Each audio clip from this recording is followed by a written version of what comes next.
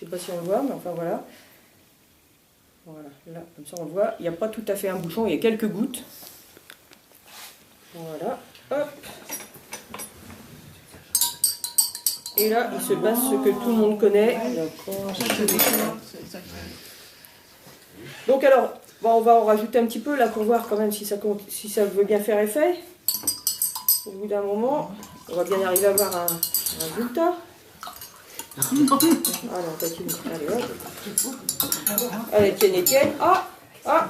Au bout de, on va dire, voilà, presque un quart de litre, on va dire, ça fait effet. Hein. Enfin, ça fait effet. Quand on regarde les deux, on rigole, quoi, quand même. Hein.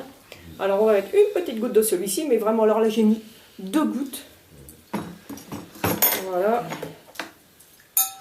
Et voilà. C'est bon. Voilà. Vos conclusions, madame, pourquoi de la bétadine? La bétadine, c'est parce que la bétadine représente à peu près les colorants que l'on pourrait accumuler dans l'organisme. Bon, parce que normalement, une des premières propriétés de l'aloe, ce pourquoi on le prend aussi souvent, c'est pour éliminer toutes les toxines, toutes les pesticides, et puis aussi toutes les saletés qu'on peut emmagasiner avec la vie moderne, avec dans l'organisme. Or, un colorant, c'est quand même pas très difficile à éliminer, c'est quand même basique à éliminer.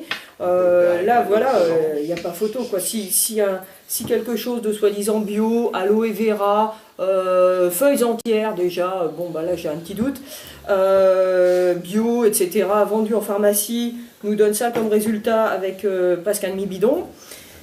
Voilà, si ça ne peut même pas éliminer un colorant, on peut avoir des doutes pour ce qui est de tous les polluants et de tous les résidus de médicaments, comme quand on fait des chimiothérapies, des choses comme ça. Normalement, ça aide justement à supporter ce genre de traitement difficile. Donc voilà. Merci.